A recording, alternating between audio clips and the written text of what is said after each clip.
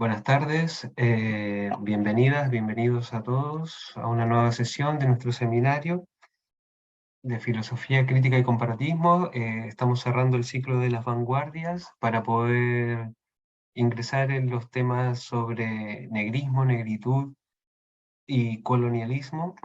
Y en la próxima sesión también el tema de la noción de colonialismo interno, que trabajaremos más en ámbito filosófico y sociológico, por no decirlo también antropológico. En la sesión de hoy cerraremos las vanguardias, sobre todo en el segundo momento que hemos hablado de lo que corresponde a la propuesta estética y política de las vanguardias.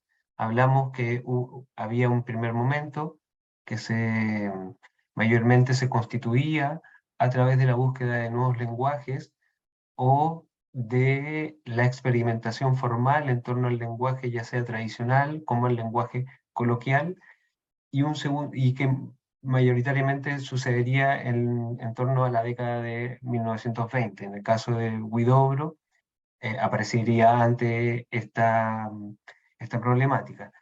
Y luego vendría un segundo momento que tiene mayor connotación política, ideológica, y que para nuestro curso va a tener una mayor repercusión desde el punto de vista del análisis de la modernidad y el colonialismo. Solamente un par de cosas antes de cerrar, porque habíamos visto en todas las sesiones anteriores cómo la poesía de Vicente Huidobro, en la medida en que es uno de los primeros poetas donde se rompe ese registro simbolista, primero romántico, simbolista, decadentista, ¿no? Y modernista en la línea rubendariana, cómo la poesía de Huidobro rompe ese registro muy prontamente a partir del Espejo de Agua, ¿no? El poema y el poemario describe que hay una discusión en torno a la data de ese texto, pero cómo rompe con la propuesta que irá creciendo a medida cuando vaya a Europa, ¿no? La propuesta creacionista de Huidobro. Y lo habíamos visto también en toda esta discusión o en esta primera problemática en torno a la búsqueda de nuevos lenguajes en el arte.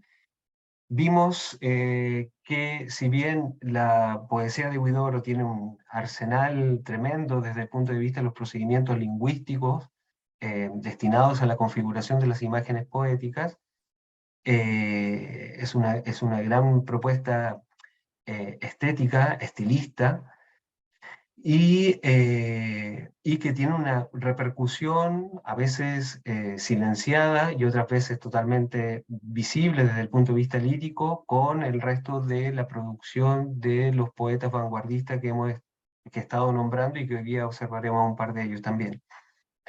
Nos detuvimos en Huidobro, que aparte de esta cuestión formal, presenta él desde muy, digamos así, de una manera rozando, ¿no? O señalando como signo la discusión que va a venir después, ¿no? La discusión en torno al ámbito más mayormente ideológico.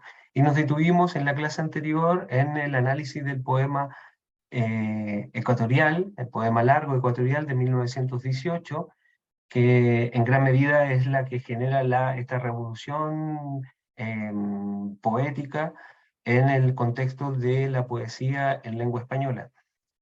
Y lo analizamos desde su relación con la tradición literaria de los apocalipsis y con la literatura visionaria, ¿no? Y observamos que había este elemento espiritual que es la gran discusión, digámoslo así, o el gran contraste que se hace desde los escritores latinoamericanos a esa discusión por la forma, a esa discusión por el procedimiento. No vale simplemente la técnica, sino expresa un espíritu, ¿no? Un nuevo espíritu. Y solamente dos cosas para cerrar eso, porque observamos que en el poema ecuatorial había una relación tanto desde el punto de vista de la composición, había una relación con el texto bíblico, con los lenguajes del Génesis y del Apocalipsis, y también había toda esta construcción respecto a la trama, una trama intraliteraria y una trama extraliteraria, y allí cómo participaba el motivo de la guerra para la relación entre lo intraliterario y lo extraliterario. También el motivo de la guerra es la que irrumpe dentro de lo que se podría hablar de una ontología apocalíptica respecto a las distintas nociones de tiempo que se elaboran en este tipo em, de literatura. Y luego observamos, para poder traerlo a este segundo momento, observamos que en el poema había una alusión directa a este conflicto, y cómo la guerra generaba un conflicto desde el punto de vista temporal y que se relacionaba con la apocalipsis en el sentido de un tiempo que perece, que colapsa, y un nuevo tiempo que nace, ¿no? A partir de la muerte del tiempo anterior.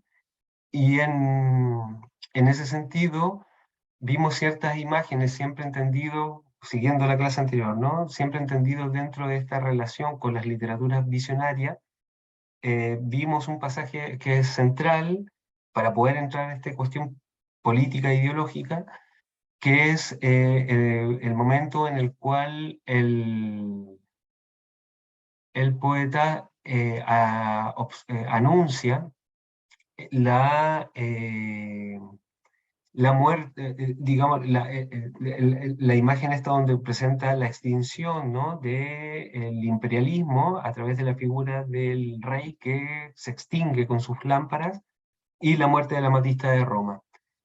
Y hicimos una pequeña alusión a cómo la muerte del rey en el poema y de la figura del rey, la figura del emperador, ¿no? Y la muerte de la Matista estaba dentro del contexto bélico de la Primera Guerra Mundial y que demuestra, por una parte, el fin de las dinastías, ¿no? Con el astrohúngaro y también la rusa, en el sentido de la revolución bolchevique, el fin de esas dinastías, pero también la muerte de la iglesia. Y lo tratamos de observar en el sentido de la gran hecatombe que se produce después de la Primera Guerra Mundial digamos así, sí, en la extinción de estas dos entidades entendidas como sustancias, o lo que podríamos comprender sociológicamente como instituciones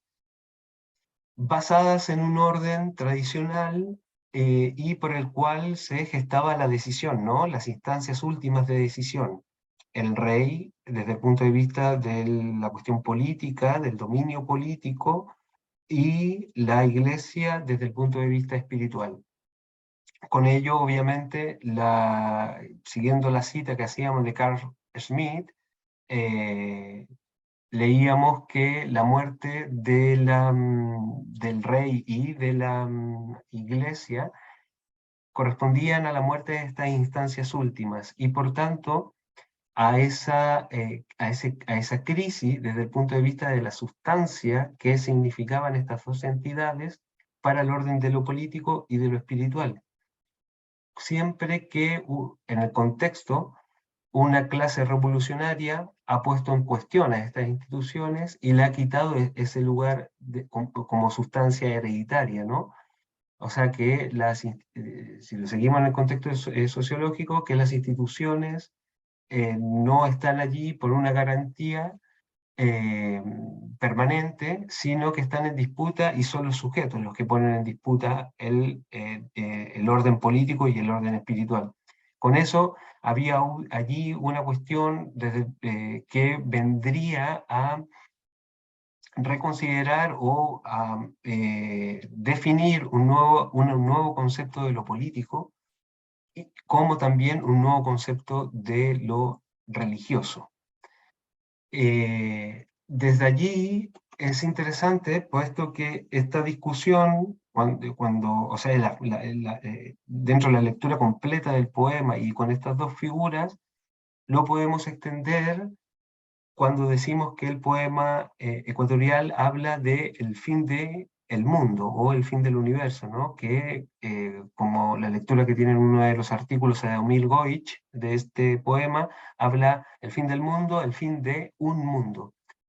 Y ese fin del mundo, de un mundo que hablaría Ecuatorial en 1918, refiere a la crisis de la noción de los estados-naciones que surgiría a partir del siglo XVI. Eso es un dato importantísimo que nos revela, siguiendo en este orden apocalíptico, el poema, puesto que para nuestro interés es allí, en ese contexto, en el siglo XVI, con la emergencia de los estados-naciones, es también el nacimiento de las políticas nacionales y de las lenguas nacionales. Entonces, es muy simbólico el hecho de que al final también del poema, y en toda esta discusión que se gesta a partir de la Primera Guerra Mundial, como tanto Huidobro, en el caso del poema ecuatorial, como Rubén Darío, en el poema Salutación al Águila, y en el poema Paz, hacen referencia a esta Cruz del Sur. La Cruz del Sur aparece como símbolo, supremo signo, le habla Huidobro, al final del poema, después de la muerte, de la extinción del rey, de la muerte de la Matista de Roma, y de la ausencia del Cristo o de Dios, ¿no? Del fenómeno de la muerte de Dios. Emerge allí la Cruz del Sur como un símbolo, un signo que apunta hacia una renovación o hacia un nuevo mundo. Es interesante ese símbolo que se sigue también de la lectura rubendariana, pero también, si lo proyectamos en todo nuestro curso, ese símbolo en la relación con la literatura apocalíptica es muy interesante, puesto que hay una lectura no solamente desde el punto de vista del nuevo mundo que surge traspasando la línea ecuatorial, sino también es ese nuevo mundo visionario que encuentra Dante, ¿no? En la Divina Comedia, al momento en que surge del purgatorio, ¿no?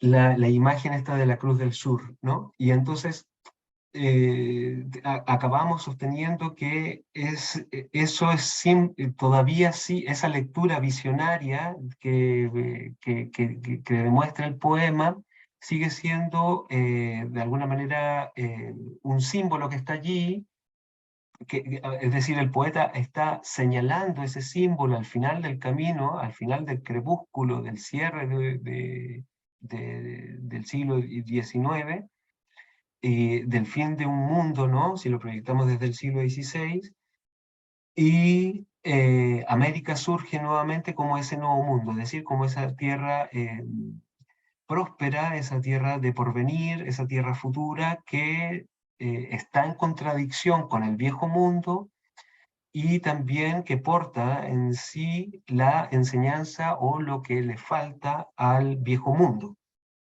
En la catástrofe del viejo mundo azotado por la guerra, en la catombe de la Primera Guerra Mundial, América Latina emerge como el espacio de una naturaleza y de una sociedad nueva, ¿no? Pero el poeta simplemente lo señala, lo interesante es que desde esa subjetividad que a veces Huidobro trae desde un tono muy romántico y simbolista, logra hacer una proyección colectiva y arraigada en suelo americano. Entonces, esa o sea, es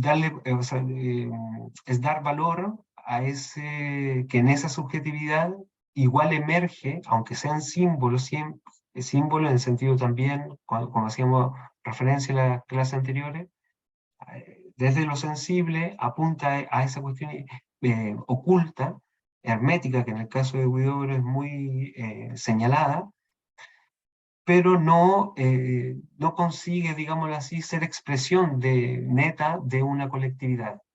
Comenzaremos esta segunda parte haciendo, abriendo ese espacio, y un espacio que, si bien las temporalidades son mezquinas, puesto que no es que surja siempre desde 1930, ¿no?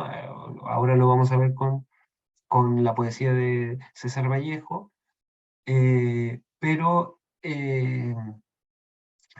lo, es esa cuestión, ¿no? Ideológica, política, que se va a desarrollar mayoritariamente en la década del 30 y que tiene que ver con esta disputa entre lo originario y lo moderno, asumiendo que lo moderno no es simplemente las distintas técnicas o procedimientos lingüísticos que están propagando los movimientos vanguardistas parisenses, ¿no? O europeos, sino que lo moderno mayormente tiende a ver, a confrontarse con la novedad.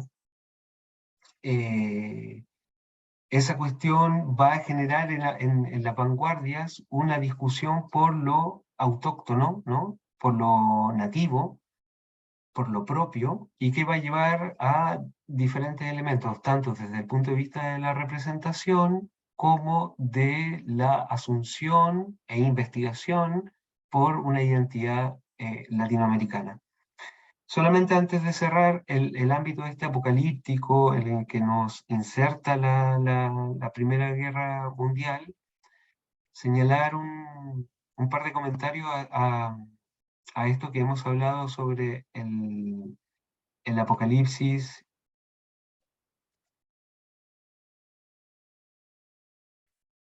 y un segundo. El apocalipsis, la muerte de Dios y... ¿Se lee? ¿Se alcanza a leer?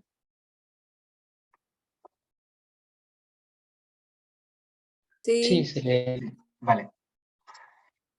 Este es un pasaje bueno, es un gran texto, ¿no? Son 3 volúmenes, El principio esperanza, del filósofo Ernst Bloch, y que de alguna manera resume toda esta discusión que hemos estado llevando a cabo con las vanguardias, cómo en esta cuestión de la búsqueda de lenguajes nuevos se enfrenta al final que es la búsqueda del logos, se encuentra al final con el tema de un absoluto que es un absoluto vacío o una trascendencia vacua, ¿no? Y que en este fenómeno de la muerte de Dios, es decir, de las certezas eh, espirituales y de las certezas existenciales, que dentro de la jerarquía espiritual, ¿no? Y también política generaba la idea de Dios,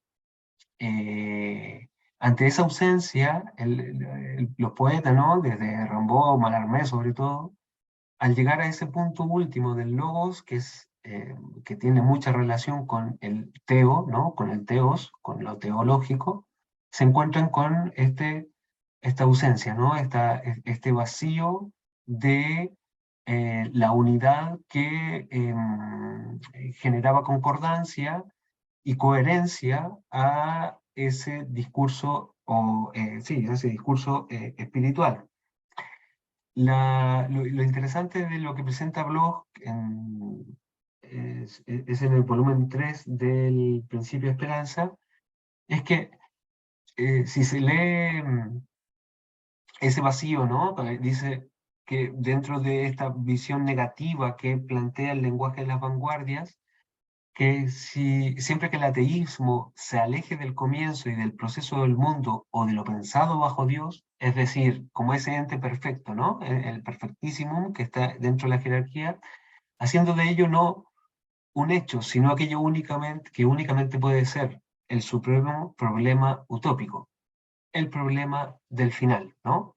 Que es lo que hemos estado hablando con el asunto de lo teleológico.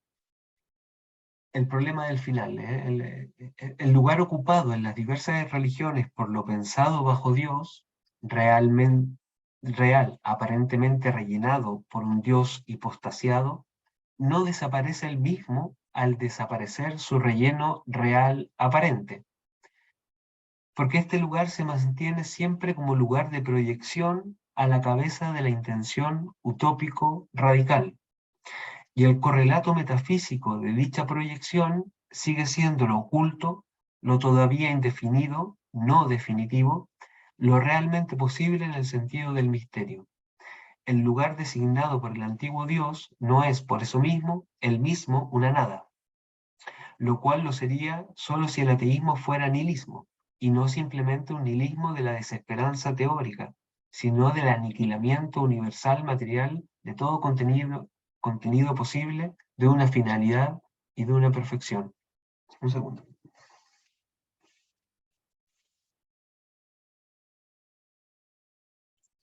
Es, bueno, recomiendo El Principio de Esperanza de Ernst Bloch y Herencia de nuestra época. Los dos se pueden encontrar, o sea, estoy hablando desde las traducciones españolas del pensador alemán Ernst Bloch. La, mm, es, es un trabajo muy interesante desde esta cuestión de lo utópico, ¿no? Y cómo la muerte de la idea de Dios, sin embargo, sigue allí actuando. Hay otro texto de Bloch, El ateísmo en el cristianismo, donde señala también que ante la ausencia de Dios, ¿no? Es decir, en este fenómeno que leemos con la frase nietzscheana de la muerte de Dios, el problema del reino sigue siendo un problema, digámoslo así, contemporáneo. Sigue siendo la cuestión del reino en la tierra, sigue siendo el elemento ético de alguna manera que sigue actuando como una proyección teleológica en el sentido de la búsqueda de lo que leemos en nuestro seminario como un nuevo mundo, ¿no? Lo interesante de esto es que cuando estamos hablando de las vanguardias, que habrían dos procesos desde el punto de vista de los procedimientos lingüísticos, habría una lógica que presenta dos momentos de ese procedimiento lingüístico. Uno que sería negativo, ¿no? que ya lo hemos estado repitiendo en estas sesiones, que niega el elemento sensible, que niega el elemento tradicional, y otro elemento que es, este negativo es un ya no, ¿no? Que ya deja de ser eso, deja de ser el pasado, como deja de ser también el objeto sensible. Y por otro lado, estaría un elemento reconfigurador. Y este elemento reconfigurador no se presenta como un cierre, ¿no? Es decir, no clausura ni genera el concepto, sino que está siempre en esta lógica del ya no, aún no, ya no, aún no. Ya no es el pasado, pero aún no es otra cosa, ¿no? Y de alguna manera tiene relación con lo que señala Bloch en este pasaje, en el sentido de que si es mero nihilismo, es mero destrucción, no posee ese otro elemento reconfigurador, ¿no? Y en el sentido de esa cuestión de una finalidad, ¿no? Otro pasaje que leemos para poder cerrar esta cuestión, esta es una cita de la Escatología Occidental de Jacob Taubes, y en la misma noción, ¿no? Y en la misma lógica con la cual se puede entender esta ontología apocalíptica, y que no solamente afectaría a la producción poética, es decir, al estilo en el contexto que leemos, la vanguardia, sino que también irrumpe en diferentes procesos sociales, procesos políticos y también jurídicos. Y dice que es lo que estamos diciendo, ¿no? Que la cuestión apocalíptica posee un poder destructor de formas y un poder configurador. Y entonces, el mismo sentido, ¿no? El primer pasaje dice que si el elemento destructor no se trasluce en una nueva alianza, la revolución se hunde inevitablemente en la nada vacua. Es decir, una revolución del nihilismo es una revolución que no llega a ningún puerto y que se desintegra por sí misma, ¿no? Esa es una de las lecturas que podemos hacer del último canto, el canto 7 del poema Altazor de Vicente Huidobro, cuando el lenguaje se hay una disolución semántica y una desestructuración sintáctica del lenguaje, ¿no? Y que queda en un canto del ave, ¿no? O en una onomatopeya, ¿no? El último canto de Altazor. Una lectura puede ser esa, ¿no? Pero también otra lectura puede referir a, en el caso de Huidobro, a un origen, ¿no? O sea, que ese fin es un nuevo comenzar. O sea, no es una destrucción, sino que es un nacimiento. Habría allí un alba reconfiguradora y que postula una nueva poética. Ahora bien, si el telos de la revolución, es decir, si su fin, su finalidad, dos cosas distintas, ¿no? Fin y finalidad, se viene abajo, de tal modo que la revolución se vuelve ya no medio, sino único principio creador, el placer de destruir se convierte entonces en placer creador. Si la revolución no señala ningún lugar más allá de sí, termina en un movimiento dinámico formal, que se pierde en la nada vacua. Una revolución del nihilismo, lo que decimos, no se dirige a ningún telos, sino que encuentra en el movimiento mismo su meta y así se aproxima a lo satánico. Más o menos para entender esta cuestión entre lo negativo y el elemento reconfigurador del lenguaje. Ahora bien,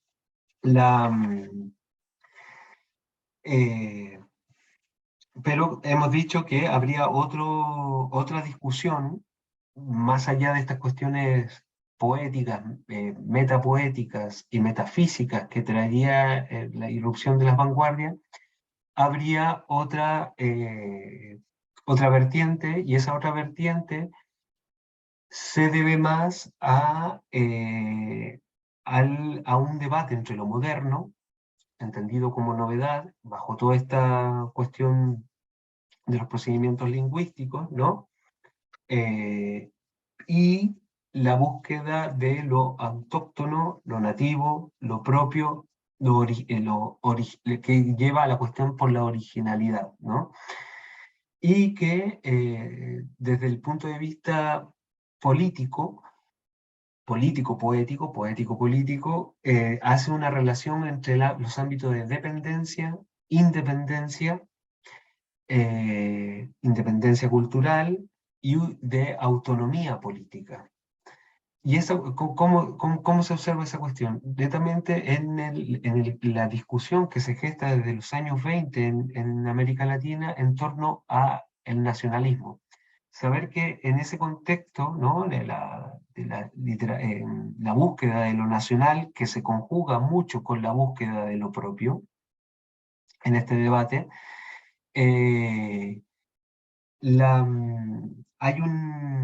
o sea, es decir, hay una búsqueda nacional, pero es una búsqueda también por lo propio en el sentido de que va a llevar a elementos americanos, ¿no? Es decir, si de alguna manera las vanguardias reciben, después de las celebraciones de los bicentenarios, perdón, de los centenarios de los procesos de independencia que forjaron los estados-naciones en América Latina, las vanguardias están dentro de ese contexto, ¿no?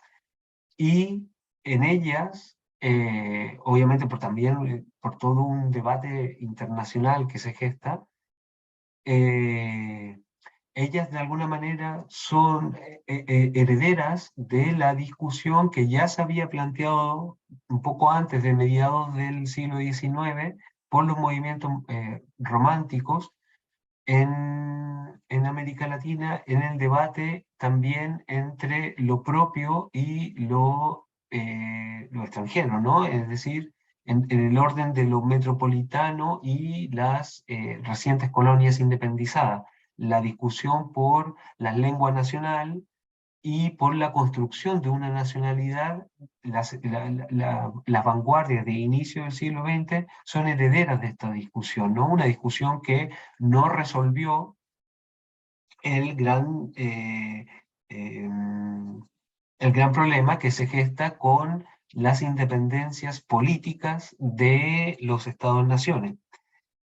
Yo creo que en sesiones anteriores también hablé un poco sobre en el caso chileno con la Sociedad de la Igualdad, Francisco Bilbao, bueno, y la discusión después que se gesta entre el ámbito conservador de un Andrés Bello con Sarmiento, ¿no? Con una lectura mayor liberal de Sarmiento y que de alguna manera va señalar desde el 19 lo que leeremos con Rama en La ciudad letrada, ¿no? De que habría esta distinción entre el mundo de la academia, entre el mundo de las instituciones del Estado y el mundo popular, ¿no?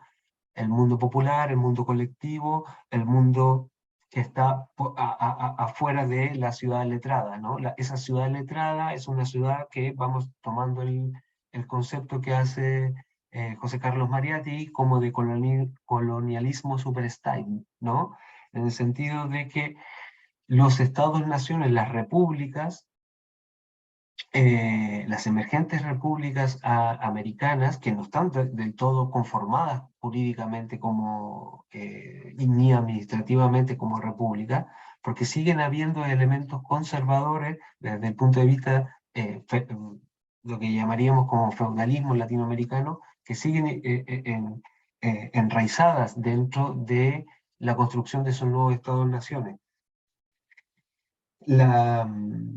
Las vanguardias como herederas de esta discusión van a plantear, obviamente, van nuevamente, o sea, como herederas de esta discusión, van a continuar dentro de ella, pero van a posibilitar nuevos elementos que de alguna manera van a abrir la discusión del siglo XX y que va a ser muy fecunda en la labor de la propuesta que se presenta desde la vanguardia. Es interesante, si lo leemos desde mediados del siglo XIX, que toda esta discusión por la nacionalidad, la construcción de una nacionalidad, se una a una cuestión por lo propio, por un debate por el continentalismo, y allí es donde de alguna manera también emergen esta cuestión de los nombres, ¿no? Ya sea la versión de Bilbao, de Latinoamérica, de hablar de Latinoamérica como continente, eh, y de alguna manera al utilizar Latinoamérica, traeríamos toda la vertiente también gala, ¿no? El elemento franco que estaría dentro de la construcción de una identidad latinoamericana. O también la idea de un iberoamericanismo, introduciendo también el elemento luso, ¿no? El elemento lusitano dentro de la conformación de la identidad. O el debate que se va a gestar mayoritariamente finales del siglo XIX y el siglo XX, en el cual van a estar las vanguardias, que es el panamericanismo, ¿no? Que es un concepto que emerge desde, ya con Monroe y todo eso, desde los Estados Unidos, ¿no? La idea panamericana, donde los Estados Unidos también estaría participando de esa construcción identitaria del continente. Ahí hay elementos que leer, ¿no? Rodó, ¿no? El Ariel de Rodó, también se podría extender un poco más hasta La raza cósmica de José Vasconcelos, y en fin, ¿no? Como elementos dentro del contexto. Y entonces, para nosotros va a ser interesante, puesto que vamos a hacer una lectura ahora de cómo se va a construir ese debate por lo propio. Ese debate, es decir, no solamente pasa desde el punto de vista de las programáticas, entendidos como los manifiestos, ni de los eslogans, sino que hay una búsqueda en torno a la sensibilidad, y una sensibilidad que va a ser que se puede reconocer muy regional, ¿no? Una sensibilidad, ya sea una sensibilidad andina, que va a tener un fuerte en el indigenismo, ¿no? Pero también una sensibilidad carioca en el sentido en el ámbito luso, ¿no? Eh, carioca o paulista, ¿no? En el caso de Brasil, pero también una sensibilidad negra, también en Brasil, y que lo vamos a encontrar en el Caribe, como lo vamos a ir viendo en las próximas sesiones. ¿A qué quiero llegar? Que ese debate que las vanguardias van a asumir en torno al conflicto entre lo moderno eh, y lo propio, podríamos decirlo, ¿no? Eh, en ese debate, de alguna manera, para nuestro interés, es que desde el siglo XX, nos va a permitir analizar el dispositivo que la colonia, el dispositivo hispano con el cual se construyó la colonia. Ese dispositivo tiene que ver con una diferenciación racial, y esa diferenciación racial y también conformada dentro del territorio, una diferenciación regional, va a tener distintos tipos de expresiones y de repercusiones en el ámbito de la literatura latinoamericana. Y vamos a ir viendo esto.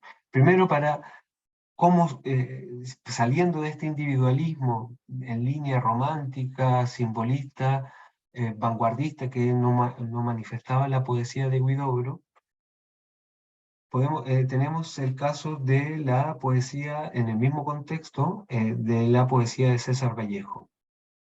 La poesía de Vallejo, un segundo, eh,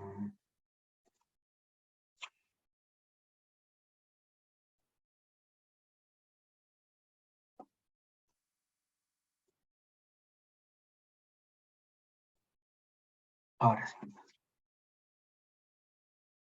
La poesía de Vallejos nos lleva eh,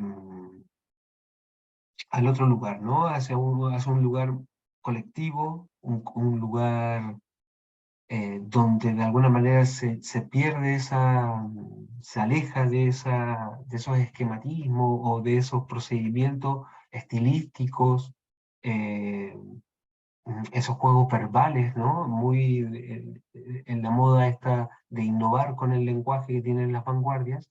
Vallejo nos presenta una poesía mucho más cercana, una poesía más coloquial, una poesía asentada en el ser humano y en su sufrimiento, ¿no? En sus dolores. Aquí estamos leyendo Los Heraldos Negros, ¿no? Uno de los primeros textos de Vallejo. Eh, por qué comenzamos con Vallejo? Una, para seguir el contexto de la vanguardia y obviamente mostrar esta distinción, digámoslo así, en, eh, eh, en, en esta nueva poesía entre una sensibilidad que sigue, como la de Huidobro, que sigue debatiéndose con el fondo de la tradición europea, y la de Vallejo, que también en París, también un peruano que sale al viejo mundo, el debate que tiene Vallejo no va a ser un debate con la tradición europea, sino que va a ser, de alguna manera, un debate desde su interior, con una memoria y con un pasado que está, digamos, en el otro lado del charco, ¿no? Así leemos, por ejemplo, Idilio Muerto, del mismo texto de los Heraldos Negros. ¿Qué estará haciendo a esta hora mi andina y dulce Rita de junco y capulí? Ahora que me asfixia Bizancio y que dormita la sangre como flojo coñac dentro de mí.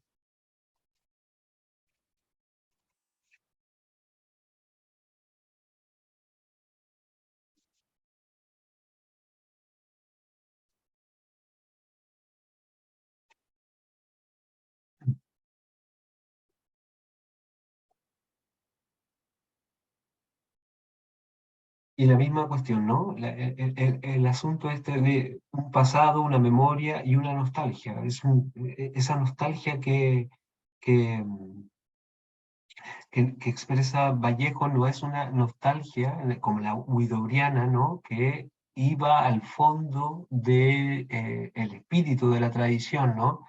El ejemplo que hacíamos de la lectura de Égrope, ¿no? Donde hay una riqueza desde el punto de vista de la lectura que Huidobro hace de la poesía de San Juan de la Cruz, pero Huidobro está digámoslo así, no se podría sostener que sea simplemente una poesía intelectual, sino que es una poesía que está dentro de la discusión por los símbolos, ¿no? Y de esa discusión, digámoslo así, como una pérdida de los modos tradicionales de comprensión de los símbolos. En el caso de Vallejo, su debate, o sea, es un ámbito mucho más, desde su subjetividad logra una colectividad y una colectividad que está siempre aferrada en su infancia, en su pasado, y que de alguna manera marca esta cuestión, esta comunidad con lo social, ¿no? En el sentido nostálgico, ¿qué será de su falda de franela, de sus afanes, de su andar, de su sabor a cañas, de mayo del lugar?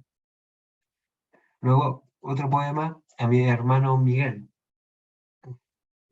Fijarse en las imágenes, ¿no? A dónde nos lleva, hermano. Hoy estoy en el poyo de la casa, donde nos haces una falta sin fondo. Me acuerdo que jugábamos a esta hora y que mamá nos acariciaba. Pero hijos, ahora yo me escondo como antes, todas estas oraciones vespertinas, y espero que tú nos des conmigo. Por la sala, el zaguán, los corredores, después te ocultas tú, y yo no doy contigo. Me acuerdo que nos hacíamos llorar, hermano, en aquel juego. Miguel, tú te escondiste una noche de agosto al alborear, pero en vez de ocultarte riendo, estabas triste, y tu gemelo corazón de esas tardes, extintas aburrido de no encontrarte, y ya cae sombra en el alma. Oye, hermano, no tardes en salir.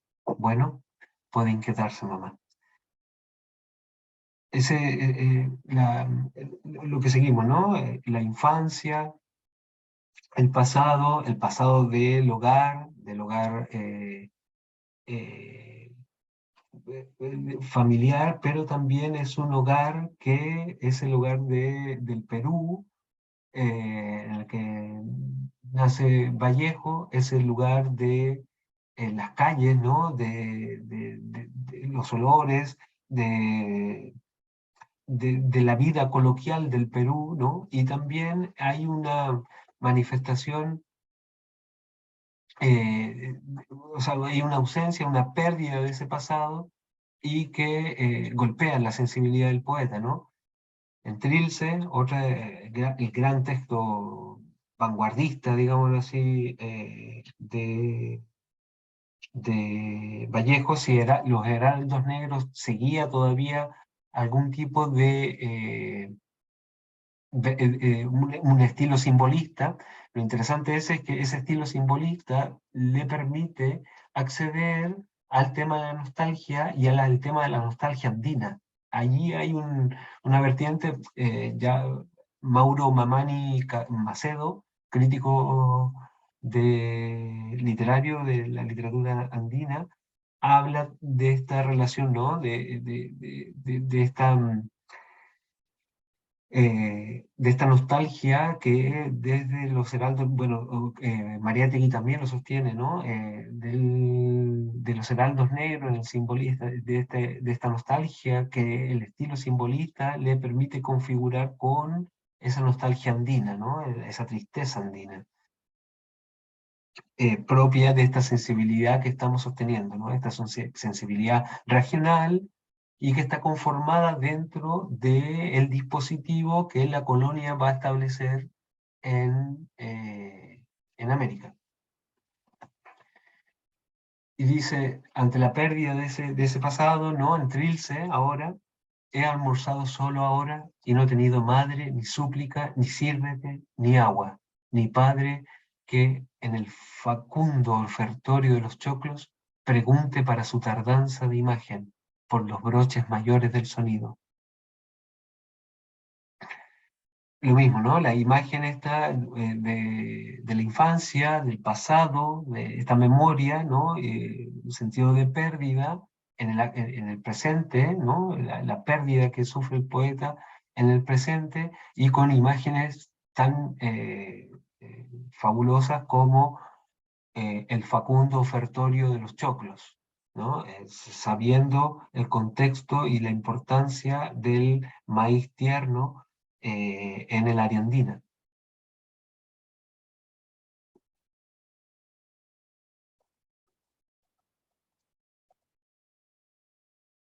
Otro en Trilce, ¿no? 34. Se acabó el extraño con quien tarde la noche regresabas y parla y parla. Ya no habrá quien me aguarde, dispuesto mi lugar, bueno o lo malo.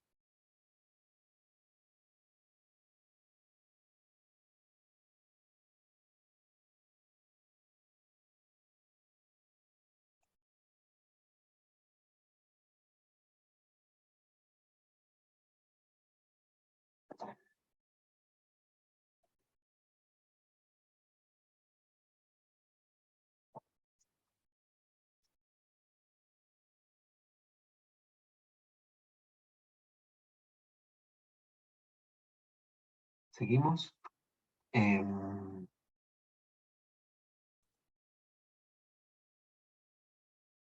Este poema también, aquí se demuestra de alguna manera el paso,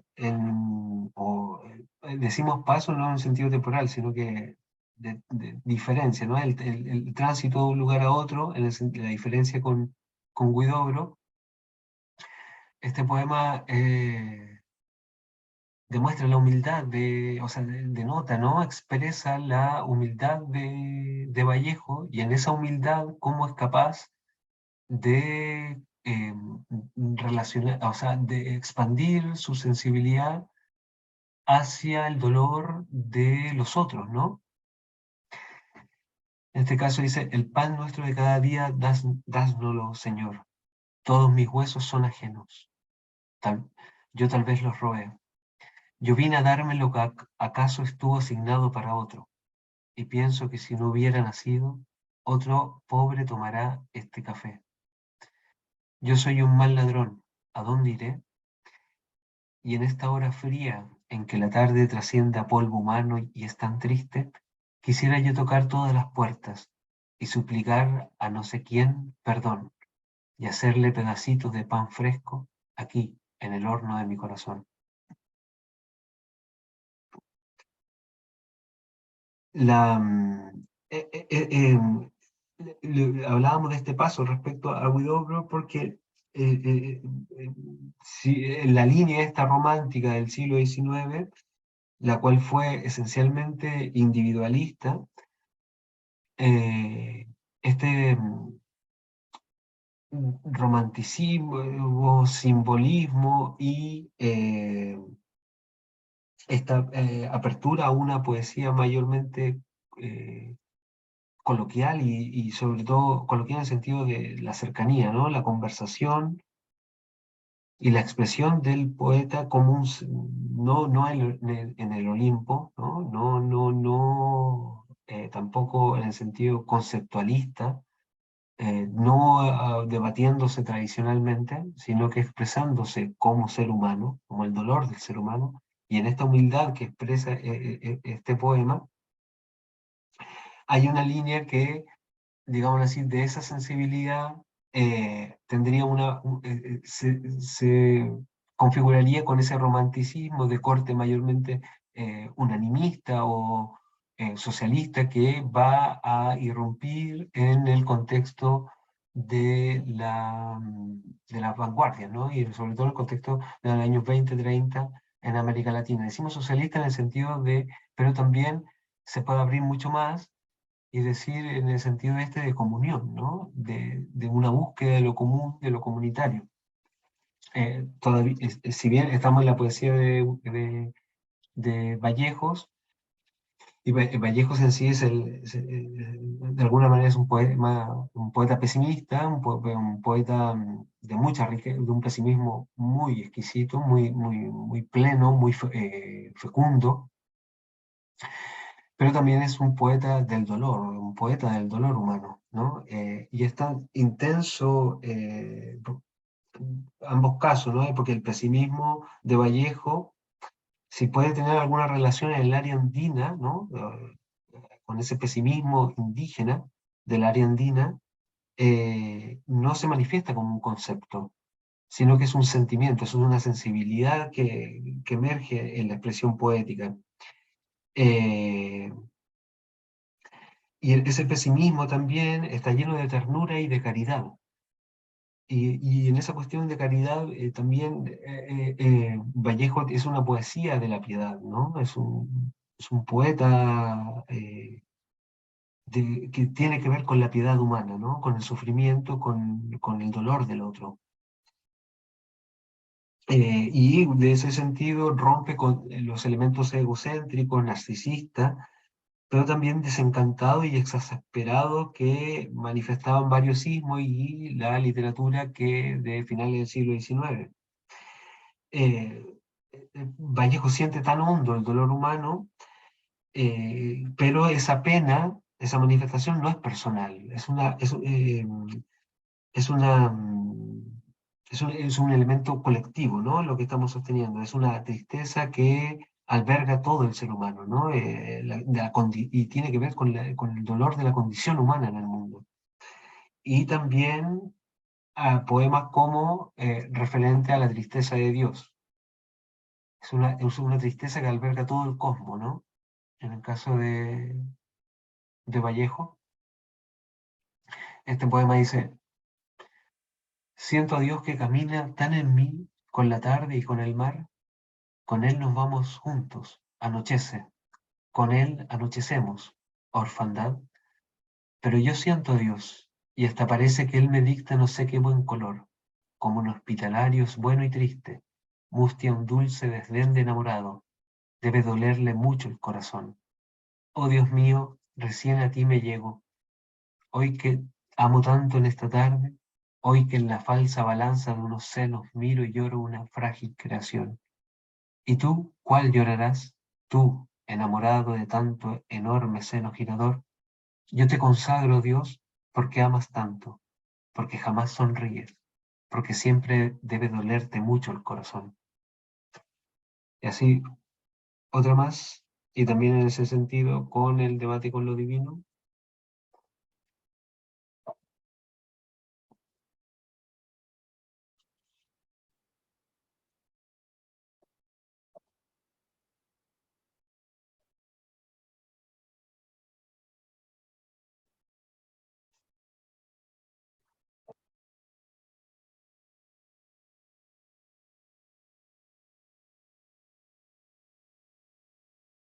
Con Vallejos sostiene en uno de los textos que habíamos dejado dentro de los materiales para la lectura de las vanguardias, ahí teníamos el proceso de de la literatura, que es uno de los ensayos que están dentro de los 7 ensayos de interpretación de la realidad peruana de José Carlos Mariátegui.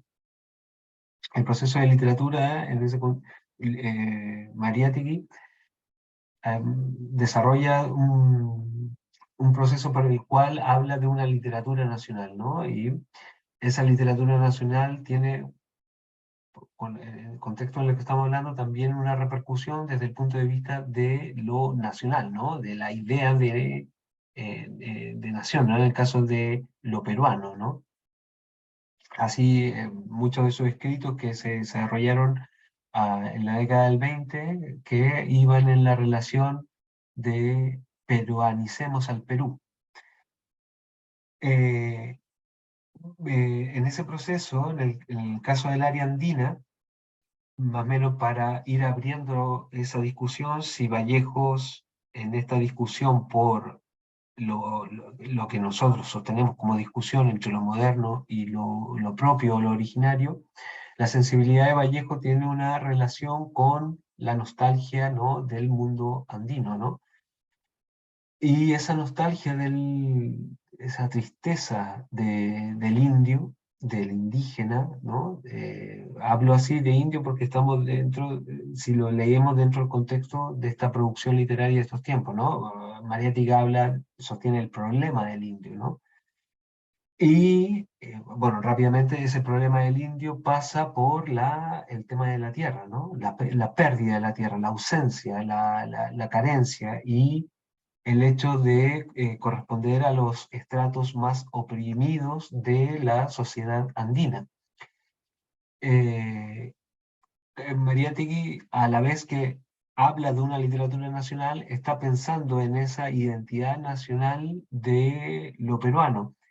En ese contexto, hace un trabajo histórico en el cual primeramente repasa el ámbito de la literatura virreinal, colonial, y allí llega a sostener que cuando se gesta la revolución por la independencia y el proceso del Estado-Nación, la literatura de corte criollo no podría haber expresado, y no lo expresó, la confección de una peruanidad, ¿no?, de una nación peruana, puesto que lo criollo se queda dentro de lo superfluo, es decir, muy superficialmente no sabe leer ni apreciar la realidad social del Perú, puesto que sus ojos están viendo o ve al Perú con los ojos que emanan del el canon y de los elementos compositivos literarios de la metrópoli, ¿no?, de España. Es una literatura propia de España y, digámoslo así, el escritor criollo peruano escribe sobre el Perú o produce literatura en el Perú, pero con anteojos que corresponderían a estos modelos compositivos de la metrópoli.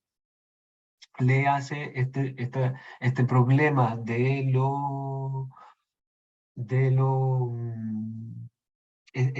este problema de lo literario, la producción literaria, le hace también dentro de la conformación política. Es decir, que refiere a la defensa de una clase, de un sistema, y que tendría relación con la clase de los encomenderos, la clase feudal peruana, y con este modelo colonial, ¿no? Ese proceso, digámoslo así, dentro del Estado-Nación, Mariátegui lo ve también en la generación de Riva Agüero, ¿no? Toda esa generación fue en palabras de Mariátegui, fue la última tentativa para salvar la colonia, ¿no? Digamos, sus elementos compositivos corresponden al orden de lo metropolitano y habría un sesgo a lo propio, a la producción nacional. Luego vendría un proceso, de hecho le llama también proceso civilizatorio, ¿no? O sea, que emana de las problemáticas y de la discusión que está en Europa. Después vendría el elemento futurista, que ya corresponde a inicio del siglo XX. Y ese elemento futurista también lo lee dentro de un neocriollismo, ¿no? Mariátegui. Y sin embargo habría otra vertiente, así como la nacionalidad se expresa en una dualidad, por un lado lo español y el quechua, ¿no?, la sociedad quechua, eh, el, habría también una corriente que estaría manifestada dentro de la figura de Manuel González Prada, y que sería un tipo de literatura que, a la vez que incorporó elementos cosmopolitas y del modernismo rubendariano, abrió la discusión por lo propio, ¿no? La búsqueda de una peruanidad, y que dentro del contexto, después del proceso de colónida que viene con Valdelomar, permitiría de alguno el elemento del movimiento indigenista, ¿no? La irrupción del indigenismo, de González Prada pasando por Valdelomar y el elemento indigenista que, entre otros, ¿no? Estaría Valcárcel, ¿no? Con las tempestades en los Andes. Un elemento de una búsqueda muy por lo autóctono, pero siempre como una literatura de mestizos, no indiana, sino que indigenista, ¿no? Y que tiene muchos elementos de ese nativismo que pasan mucho por un ámbito restaurador, en el caso de Valcárcel, ¿no? Y de un sesgado de un sesgado elemento anti-eurocentrista, ¿no? En el caso de, entre la vertiente de González Prada hasta el indigenismo, también hay que observar que esos elementos cosmopolitas llevan a una discusión por la cuestión del mestizaje, ¿no? Por la necesidad de incorporar elementos que provengan de la cultura europea, pero también eh, afirmando lo propio, es decir, asimilación y apropiación, ¿no?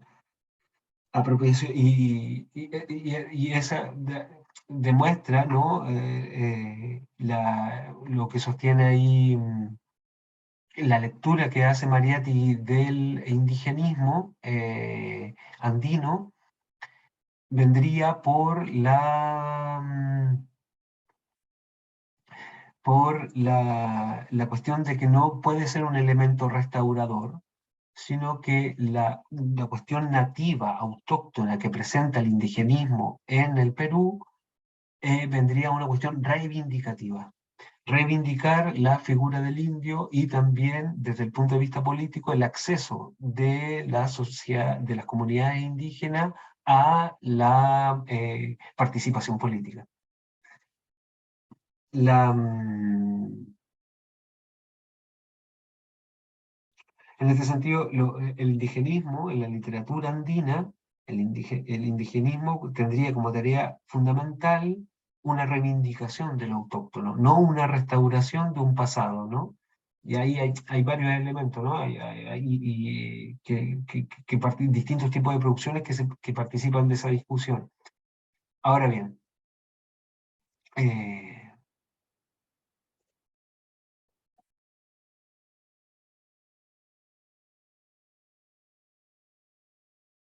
veamos un segundo.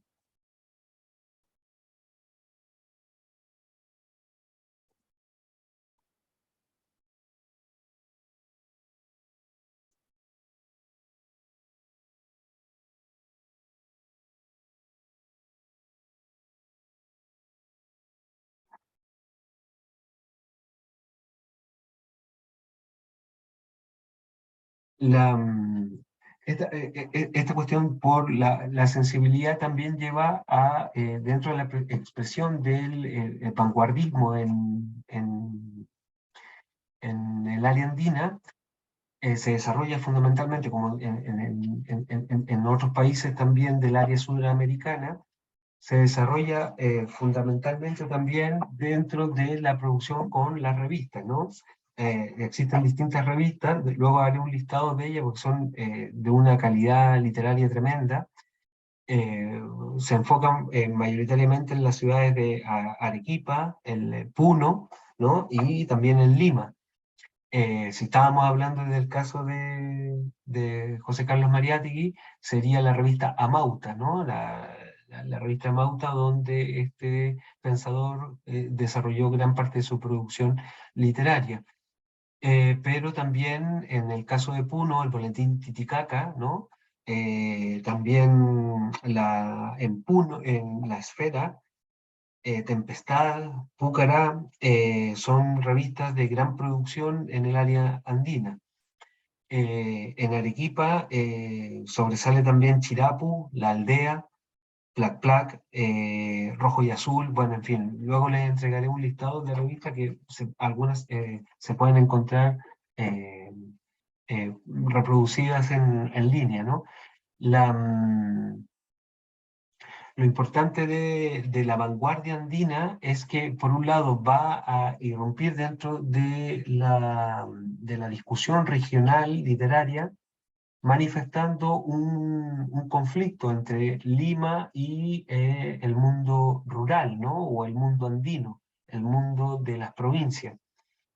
En ese sentido, habría también un corte, ¿no? Que es propio del dispositivo que gesta la colonia en el Perú, en el cual la producción literaria de Lima sería una producción muy de corte europeo, muy blanca y también afro, ¿eh? Eh, y en el caso de lo provinciano, emergería mayormente el elemento indígena, el elemento rural, ¿no? Campesino, y también llevaría un corte, ¿no? El mundo andino trae una música distinta, una versatilidad distinta, un lugar, una muestra en el mundo distinto, una sensibilidad distinta, que, en el cual en gran manera lo que se empieza a expresar dentro de este tipo de literatura es el enorme valor que tiene la tierra, ¿no? Lo telúrico, dentro de la composición poética, la cuestión del ambiente, del espacio, que no solamente es un espacio natural, geográfico, sino que también es el espacio social, espiritual del área andina. El Ande, el campo, las montañas, las piedras, los animales, los dioses, pero también la fiesta, el escenario, las formas de vida, la sensualidad de los Andes. La, hablaba Esteban Pavletich, que enseguida lo vamos a ver dentro del género de los manifiestos, ensayo mejor dicho, hablaba que en relación a la producción de Alejandro Peralta, libro El Ande, eh, se produce en el Perú una exaltación vigorosa, agraria, de lo que constituye la esencia de la vida colectiva, multitudinaria de nuestros países. Es decir, con los poemas que vamos a ver ahora es cómo ese mundo andino comienza a expresarse literariamente, a mostrarse, ¿no? O a representarse como una sensibilidad local, regional, pero que también tiene grados, o sea, enormes grados de universalidad, de una experiencia estética universal. O sea, desde la policromía, digámoslo así, de lo rural, del alma campesina, de la aldea, de los trabajos, de las fiestas andinas, la obra repercute a elementos universales. La, mm, en este caso es un poema posterior, editado en el 45. Leemos a Luis de Rodrigo. Luis de Rodrigo nació en Puno, en la ciudad de Puno, de enorme importancia en todo el movimiento de las vanguardias andinas, ¿no? Ciudad de enorme importancia, tanto en la confección de revistas, periódicos y literarios. Nació en 1904 y muere en Lima en 1989. El poema que vamos a leer se llama Alalaú y es del libro Puna de 1945. Decimos: Alalaú gritaron los ponchos anoche, en el ángulo más hambriento del poblacho. Alalaú los yaurís del frío en la carne, y los yertos hilos de lana, y en el alma errante que pasa. Alalaú, vientecillo, traicionero de la pampa, qué triste tu canto de noche, zunca, zunquita. Alalaú, y no saber santuza que espere, ni fuego siquiera en el trago, ni medio de coca en los dientes. A lo que, cómo se va manifestando, expresando esa, no solamente una sensibilidad andina propia, sino que también cómo se va expresando ese medio natural, geográfico, de la puna dentro de la literatura, ¿no? Cuando decimos los yaurís del frío en la carne, la imagen es muy potente, ¿no? Y que refiere a ese frío de la puna, de la altura. Y también con elementos sociales como el mascar de la coca, ¿no? Luego,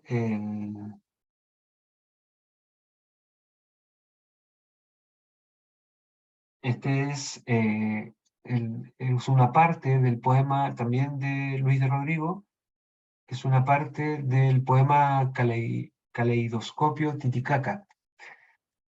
Una parte dice: me traigo en el kepi del alma un verde mordisco de campo. Mirad el relámpago del látigo de mis ojos. Soy una herida en tu flanco montaña. He venido tatuado de senderos, con un frescor de alba en los labios, cabalgando, cabalgando, cabalgando, la longitud musical del silencio.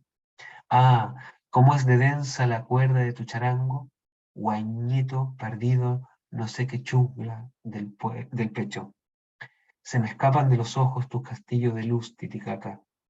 Yo palpé la risa sinfónica de tus labios, y sobre tu cuerpo de Dios he besado el cósmico alarido del sol desnudo. También, ¿no? Los elementos andinos, cómo van entrando, ¿no? La idea del kepi en el alma, ¿no? Como este bolso, ¿no? Donde los chasquis, ¿no? Que los chasquis utilizaban. La idea, la montaña, un elemento constante, para hacer esta relación entre la tierra, lo telúrico, la importancia de la tierra dentro de la literatura andina, también podemos leer desde el punto de vista del ensayo a Franz Tamayo en Bolivia, ¿no? Con el título no me acuerdo bien, pero La Pedagogía Nacional, sobre la formación de la pedagogía nacional, un tremendo texto de Franz Tamayo. Bueno, y también el mismo que hablábamos antes, ¿no? De Valcárcel, Tempestad en los Andes, ¿no? Este elemento telúrico, cómo participa en la conformación del espíritu lírico, pero también desde el punto de vista del pensamiento, como iremos observando más adelante. El elemento también mestizo, ¿no? La idea del cabalgar, un ejemplo, cabalgando, cabalgando, y la idea del poeta muy en la vertiente romántica, simbolista, modernista, de poseer el alba, ¿no? Un frescor de alba en los labios, es decir, esta novedad que trae, ¿no? Con su canto, ¿no? Esta novedad en el enfrentamiento de lo moderno con el pasado. Ahora leemos a Alejandro Peralta, también de la ciudad de Puno, finales de 1800, 1899, y muere en Lima también. Estamos viendo todo este contexto, ¿no? Como poetas que nacen en provincia y en el caso de Puno, ¿no? Que está en las alturas, en el lago Titicaca, la ciudad peruana, cómo terminan sus días al final en la metrópoli, ¿no? En el caso andino, en la capital limeña. Este poema se llama El Indio Antonio y está ahora sí, en un texto de los años 20, 1926, Ande, se llama el poemario. Y también leyéndolo dentro de este contexto, ¿no? De las distintas imágenes que van apareciendo, ¿no? Como expresión de la puna, ¿no? No lo leo todo, sino que me quedo con la imagen esta de que anoche, envueltas en sus harapos de bayeta, la Francisca se retorció como un resorte. mientras el granizo apedraba la puna y la vela de cebo. Para aquellos que conocen, ¿no?, el área andina y sobre todo las montañas de los Andes, entre lo que hablaba Rodrigo, ¿no?, Luis de Rodrigo, entre ese frío de la puna y esta imagen, ¿no?, del granizo que apedreaba la puna, ¿no? La imagen de estas fuertes eh, tormentas que azotan la pampa. Y para terminar este muestrario, pequeño muestrario de la producción poética vanguardista del área andina, leemos a una figura excepcional, que es Gamaliel Churata. Gamaliel Churata es un intelectual de mucha producción, tanto en prosa como en lírica, y viajó, tuvo influencia también en Bolivia, en Argentina y en el centro de Lima. La, la producción de Churata es tremenda y su importancia cada vez va teniendo mayor repercusión. Se han editado, en 2013 apareció una colección de poemas que eran desconocidos, digámoslo así, puesto que muchos de los poetas que estoy hablando han vuelto a ser editados en estos momentos. Mucha de su producción pasó también por revistas, la revista Titicaca, la revista Puno, ¿no?, en Amauta también. Y de alguna manera esa producción, esa nueva edición ha favorecido el conocimiento de esta producción andina. Leemos este poema y avanzamos, ¿no? Y dice: ¿cómo serán de dulce las patatas y el chuño amargo almíbar? Como la flor que labra sus canciones, las tuyas van a sentir de madre sus panales. Los dos cosecharemos peciolos, que serás de nuevo bajo tu árbol que se quedó en el aire. Te prometo el aljóbar y el zancayo, mi sangre púrpura, mi beso, dejándolo estoy todo en su sueño, para el amanecer de tu caricia. Si vieras cómo las campanillas se enrían por el latir de tus alas, aún lacta la mocetuna de la iyú, y ya quiere ser fructífera, la aurora que a Tacople le está manando. Los hombres son de luz, vienen llenos de gracia, pero una sombra les niega la esperanza. Todo va a estar flamante cuando llegues. Nuevos trinares romperá el quechuncho. El asnito comprará un corazón de ángel. Listos están tu campo y tu brebaje. Tu sexo por mis arterias recorre el mundo. Ya en el hueso te siento. Late tu trompa de coleóptero. Te preparo este solar del mundo en medio de mis ojos. Vas a sentir pronto llegar trémulo para no irse. Solo un par de cosas, ¿no? Primero, cómo los términos, primero la figura, ¿no? La imagen de la Iyú, que es de enorme importancia dentro de la conformación de la sociedad andina, ¿no?, desde el punto de vista de la comunidad y del trabajo, de la organización social, el Ayllu como lugar de la tierra, ¿no? Luego, cómo aparecen los términos quechuas con una riqueza que no se ve allí ni un exotismo ni algo que afecte dentro de la estructura del poema. Al contrario, tiene un fluir dentro de la misma, dentro del mismo poema, uniendo, ¿no?, el elemento hispano y el quechua.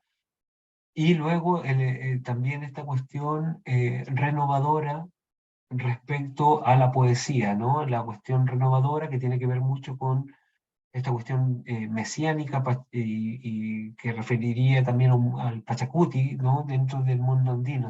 Hay varias tesis de esta relación del mundo andino con figuras mesiánicas, ¿no? Y es esa idea de el asnito comprará tu corazón de ángel, es decir, la inversión de mundo, ¿no? de la cual también participarán estos elementos tanto restaurados, que buscan una restauración de lo originario, ¿no? Del incaico, del periodo incaico, o también de estos que, que solamente van al elemento reivindicativo del indígena. Para cerrar, un poema de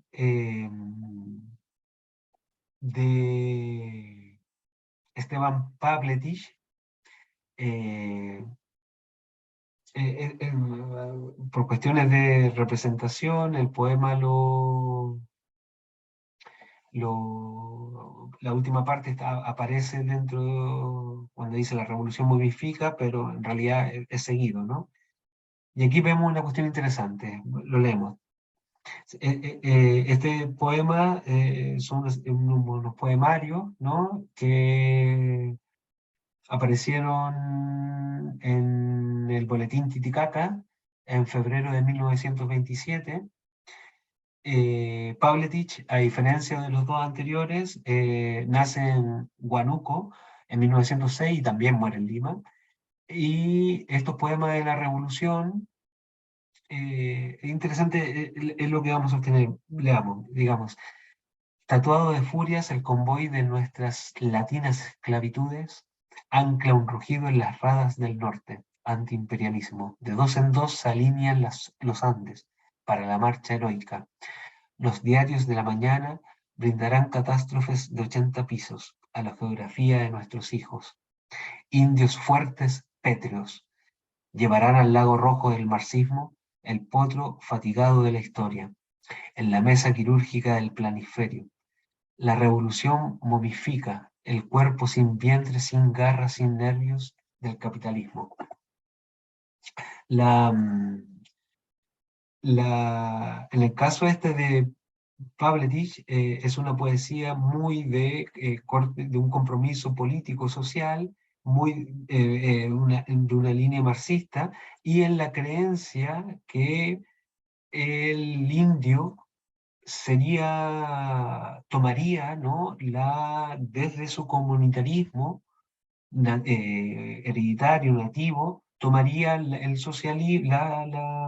las teorías socialistas, las tomaría y sería parte de esa revolución, ¿no? Como que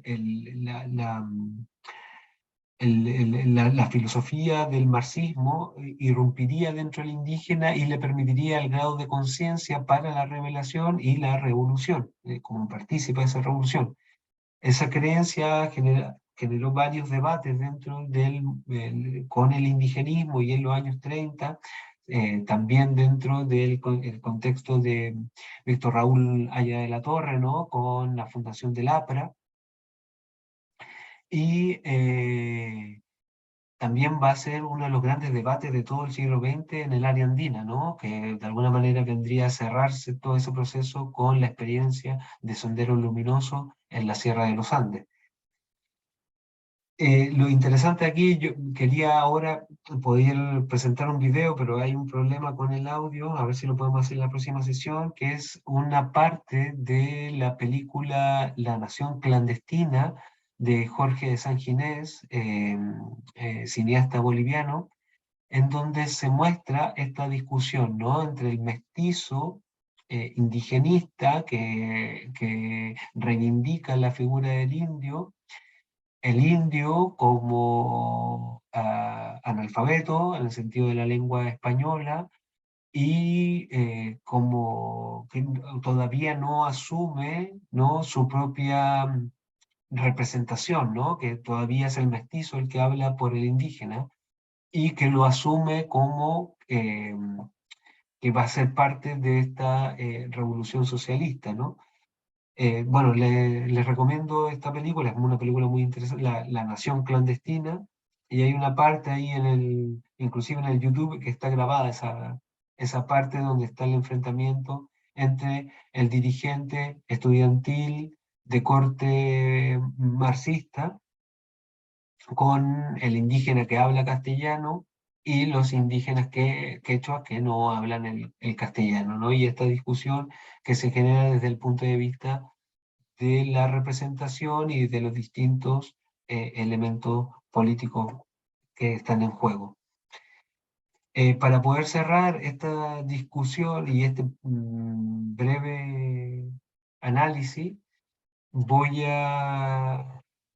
vamos a leer un ensayo de Esteban Pavletich, donde, un segundo,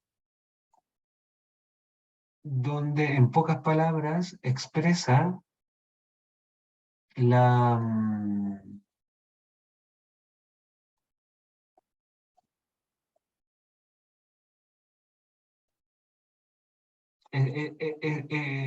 esta discusión que estamos planteando. Dice: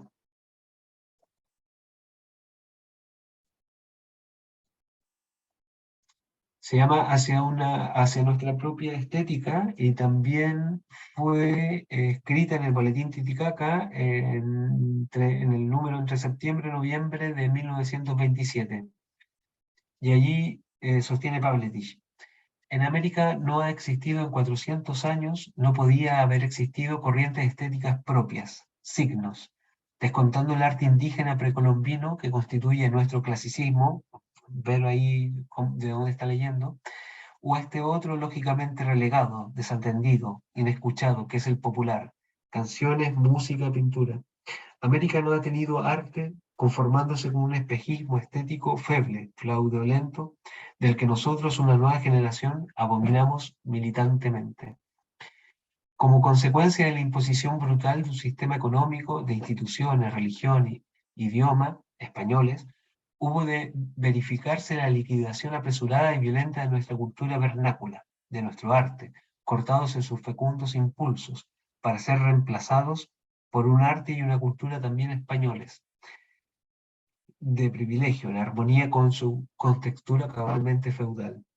Con la República, el criollismo se emancipa políticamente del control inmediato de la metrópoli, sin alterar las hondas raíces del feudalismo, lo medular de la colonia.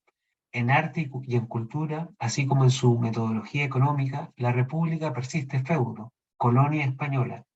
Apenas una que otra mentalidad de excepción tramonta el españolismo, agita sus aguas, aunque sin la vigorosidad suficiente para una independencia auténtica, total, sino que recurriendo al préstamo de dotaciones siempre europeas, francesas primordialmente. En lo que va de siglo, esta reacción contra las proyecciones de la colonia se acentúa, culminando el viraje hacia nuevas, pero ajenas fuentes, con la importación en gran escala de métodos y tendencias europeas de la posguerra, a las que regocijadamente acuden nuestras juventudes incontroladamente entusiastas. Bueno, sigue, y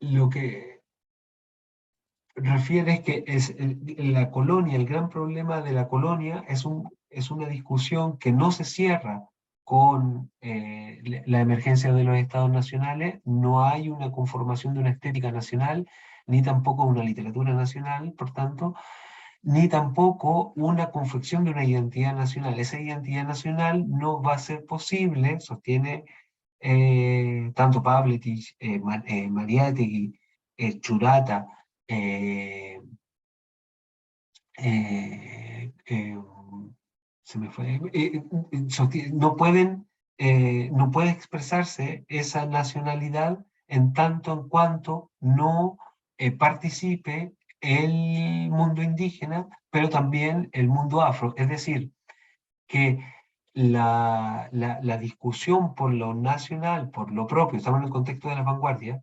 necesariamente necesita de la representación y de la participación de los distintos estamentos raciales que la colonia configuró.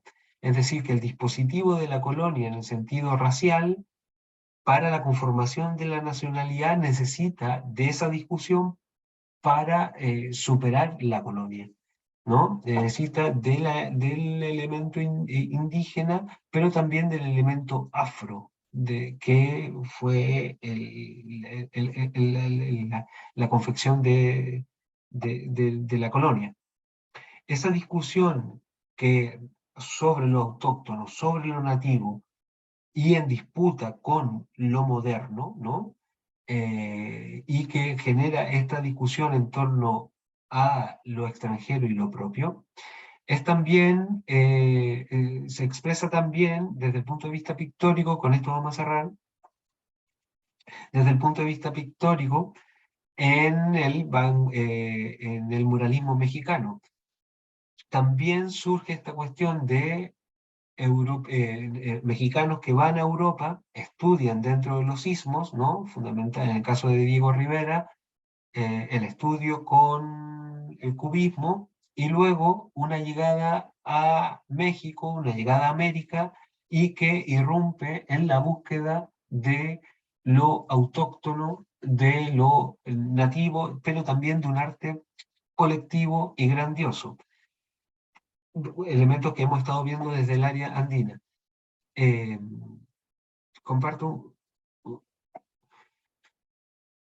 Tenemos la adoración de la Virgen con el niño, un problema aquí con la luz, que son del año 1912-1913 de Diego Rivera. Aquí lo tengo mejor, vale. Donde se observa, ¿no?, toda esta discusión desde el punto de vista de la representación con los elementos compositivos del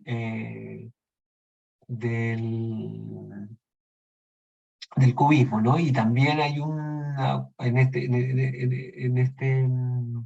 en este cuadro hay digámoslo así, una cierta herencia composicional del Greco. Este es el Rivera de la primera década bueno, la segunda década del siglo XX en Europa. Aquí tenemos otro, ¿no? Un paisaje zapatista de notable influencia o herencia, ¿no? Participación dentro de la estética cubista. Luego, en el mismo contexto, 1917, y decía algo así, ¿no, Rivera? Que si bien él no creía en Dios, conoció a Picasso, ¿no? Algo así.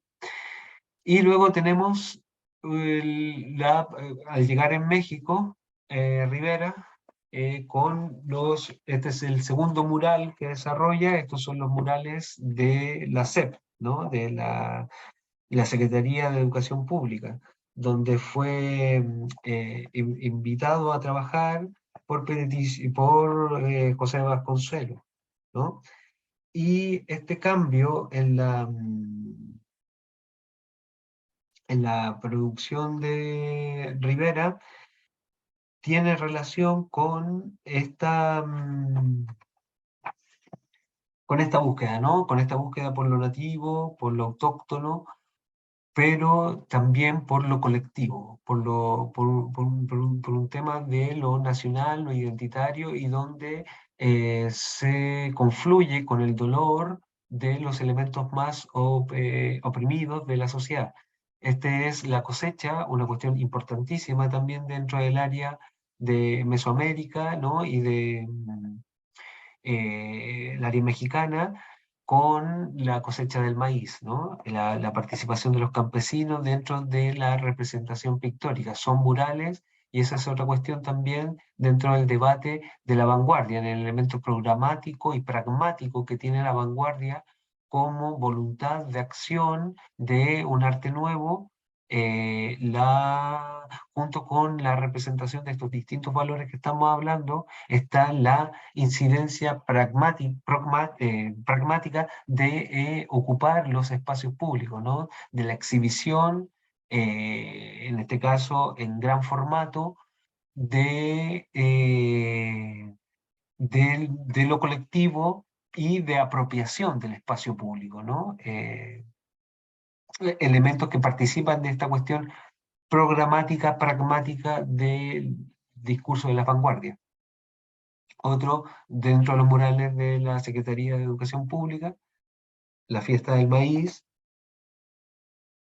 Estamos totalmente alejados del tipo de representación objetual que marcaba el cubismo, ¿no?, de parisense. También la ofrenda, ¿no?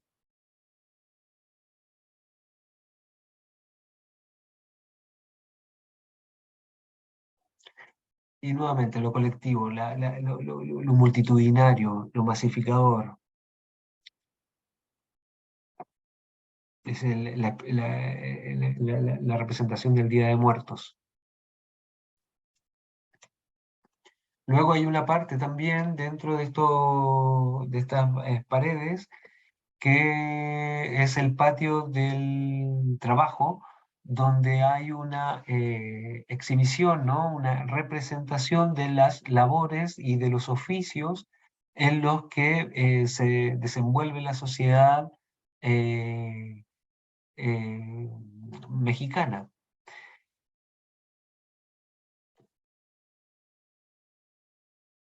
La representación de nosotros mismos a través del oficio y de los trabajos. Aquí tenemos los tejedores, también del patio del trabajo, en la SEP.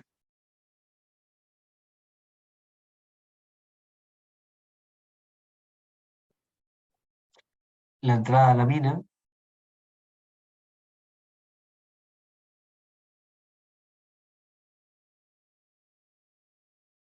y la salida de la mina. Es muy interesante donde se puede ver al campesino, al indígena, ¿no?, de acuerdo a la representación vestido de blanco, que va saliendo de la mina y que es revisado por el guardia, ¿no? El guardia mientras otro viene escalando ahí del socavón de la mina, y es revisado a ver si se lleva sus metales. Es interesante este cuadro, puesto que eh, el mural provoca un desacuerdo entre Rivera y José Vasconcelos. Vasconcelos, ¿no?, que es no me acuerdo, el puesto que ocupa oficialmente dentro del Estado, no sé si el ministro, ¿no?, de Educación, que es el que prepara esto para que, en lugar de la SEP, para que venga a trabajar Rivera. Y este mural genera un conflicto entre el artista y José Vasconcelos, ya que Diego Rivera había escrito en el ángulo inferior izquierdo los versos de Carlos Gutiérrez Cruz, que dicen: compañero minero, doblegado bajo el peso de la tierra, tu mano hierra cuando sacas metales para el dinero. Haz puñales con todos los metales, y así verás que los metales después son para ti. Debido a esa inconformidad que generó, ¿no?, por la imagen esta de los puñales, de hacer puñales con los metales, al final Rivera acepta la crítica de Vasconcelos y retira esa parte del fresco, pero transcribió el poema en un papel, lo guardó y terminó emparendándolo en la obra, a fin de que se conservara en su totalidad. Y estamos dentro del contexto del muralismo mexicano y el tema de lo político, ¿no?, como dentro de lectura eh, eh, de corte marxista y socialista, la, el tema de la explotación del hombre por el hombre es un elemento constante. Luego tenemos también dentro de la SEP cantando el corrido, ¿no?, la expresión de las artes populares, ¿no?, como manifestación de lo colectivo y lo popular. También de figuras centrales dentro de la Revolución Mexicana Zapata, ¿no? Y el lema Tierra y Libertad. La cuestión de la tierra es una cuestión que trasciende todo el indigenismo, tanto en el área andina como en el área mexicana. Luego la protesta.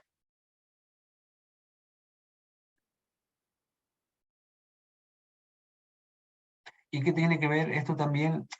Tanto la protesta como la alfabetización es como la expresión del el elemento educativo de la revolución, ¿no? Y el arte como es un bastión funcional de ese relato de la Revolución Mexicana y del proceso social que se gesta en el Estado mexicano, ¿no?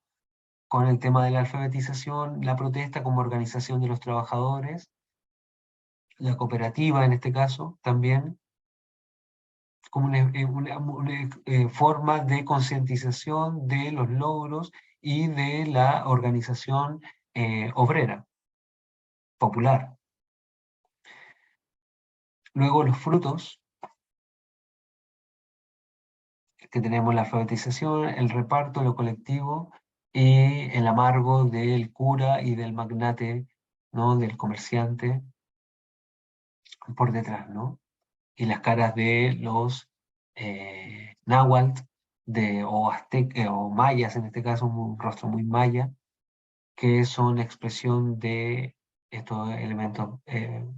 Y también este cuadro que se llama La Orgía, en el cual de alguna manera también demuestra el conflicto ¿no? Entre toda esa discursividad revolucionaria, socialista, que se empieza a propagar desde finales del siglo XIX, pero que tiene un momento de inflexión muy fuerte en este periodo de las vanguardias, cómo están allí, ¿no? Los revolucionarios, pero también están en conflicto con esa sociedad de la cual pues, supuestamente se presentaría como antítesis, ¿no? La de el mundo del derroche, de la fiesta burguesa, ¿no? Y de los excesos burgueses.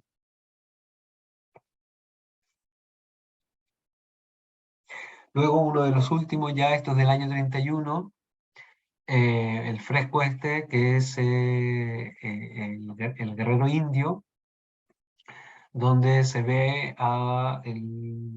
dentro de la personificación del jaguar, ¿no? Que apuñala al español con armadura, que con la espada, ¿no? Caída, y en la zona de la garganta lo apuñala con un puñal propio del contexto mexicano, ¿no? La obsidiana, genera la muerte del invasor.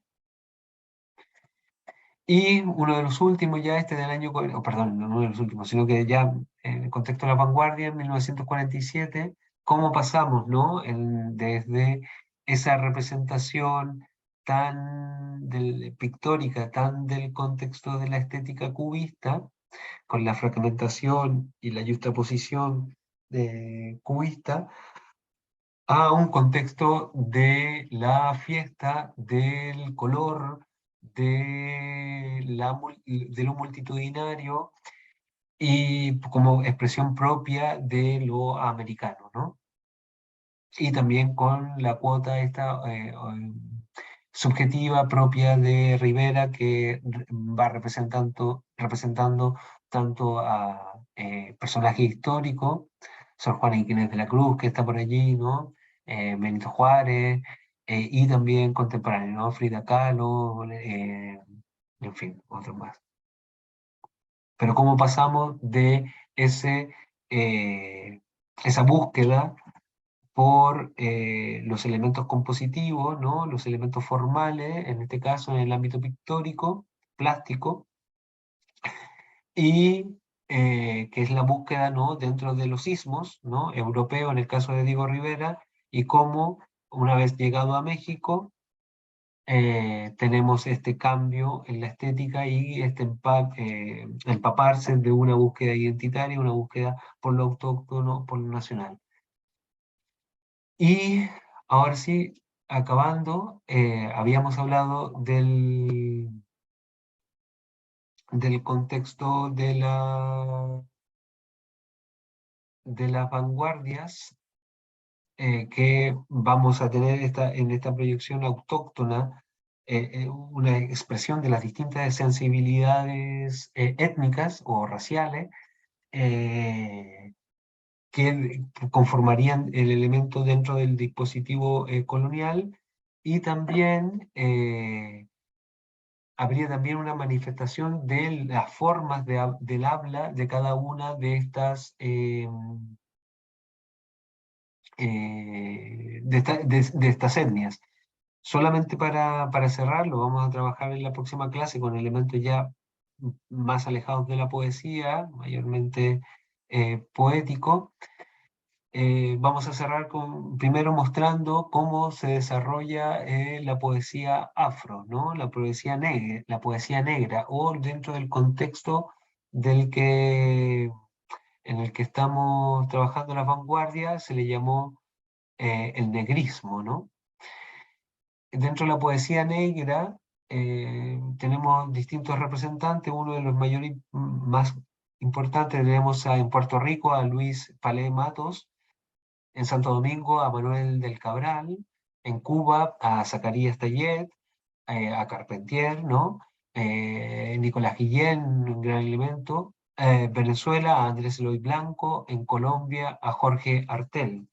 Esto es lo que entenderíamos como poesía negra, pero en lengua española. Dentro de también es importante señalar en, en Brasil a Jorge de Lima. Jorge de Lima en el texto, bueno, el poema se llama Xangô, es de 1927, y aquí podemos, es una traducción, ¿no? Está escrito en portugués. En esta traducción podemos ver cómo en el contexto de la literatura negra del Brasil hay este elemento sincrético muy interesante, ¿no? Y lo leemos aquí: San Marcos, con el signo de Salomón, con Ogún Chilá en la mano, con tres cruces en el zurrón, San Cosme, San Damián, Credo, Oshun Nila, Amén. Y otro poema, también de 1927, para ir viendo este tipo de sensibilidad negra, dice: Oh Fuló, oh Fuló, era la voz de su ama. Ven a ayudarme, Fuló. Ven a abanicarme el cuerpo, que estoy sudando, Fuló. Ven, ráscame los picores. Ven a quitarme las liendres. Ven a mecerme en la hamaca. Ven y cuéntame una historia, que tengo sueño, Fuló. Esa negra, Fuló. El caso brasilero lo voy a trabajar, vamos a trabajar esta poesía perdón, el elemento entre negrismo y negritud, lo vamos a trabajar, y sobre todo con los pensadores del Caribe, pero solamente señalar los elementos que participan de esta sensibilidad en gran medida, ¿no? Elementos que participan de esta sensibilidad de la poesía negra, ¿no? El elemento eh, cercano a la naturaleza, que podría relacionarse entre lo selvático y lo exótico, ¿no? Eso, quítame las liendres, ¿no? Y a la vez que le dice quítame las liendres, ráscame los picores, o los mosquitos, lo que sea, ¿no? Que está meciada en la hamaca, pero también ven y cuéntame una historia. O sea, como lo poético, lo creativo, lo literario, también está allí como fusión, ¿no? De este elemento eh, natural, ¿no? Aparte de la cuestión sincrética que hablamos antes en Jorge de Lima. Y solo para cerrar, también en esta cuestión de los distintos tipos, elementos que participan de la sensibilidad de la poesía negra, tenemos un poema de Nicolás Guillén, que se llama Tú no sabes inglés, y que tiene que ver también con que la poesía sea expresión de las formas de hablar, ¿no? Propias del mundo, de lo coloquial, ¿no? De lo cotidiano. En este caso, con tanto inglés que tú sabías, Vito Manuel, con tanto inglés, no sabe ahora decir ye. La americana te busca y tú le tienes que huir. Tu inglés era de a try one y one, two, three. Vito Manuel, tú no sabes inglés. Tú no sabes inglés, tú no sabes inglés. No te enamores más nunca, Vito Manuel, si no sabes inglés, si no sabes inglés. Es, es un poema que ha tenido distintas expresiones musicales. Bueno, la obra de Guillem participa mucho de esa musicalidad, ¿no? Eh,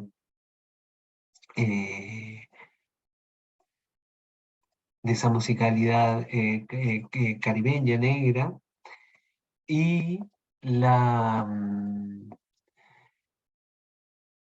en este caso, en este poema, que está en metro libre y en rima sonante,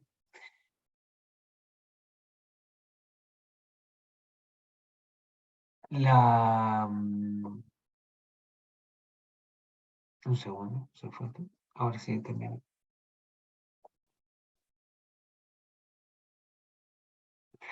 La, mm,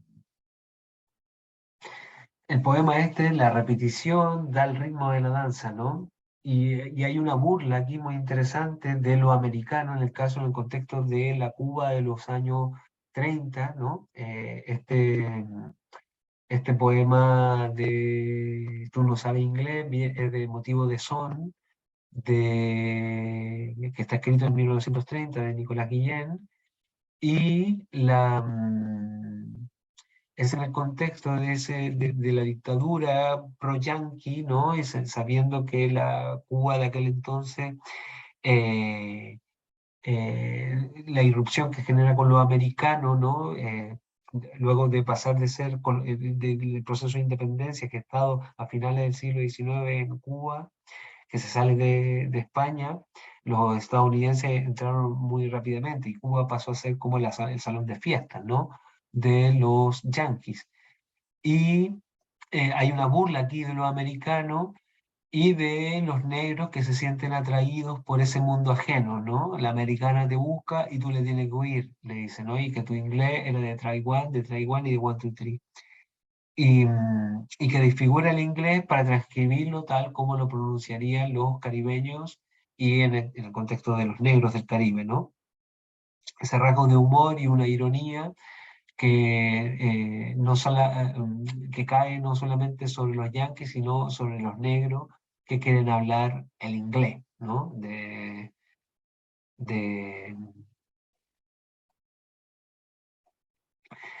y bueno, con esto ya cerrado, ¿no? Como con la forma coloquial del, del habla, en esa búsqueda por la sensibilidad, la,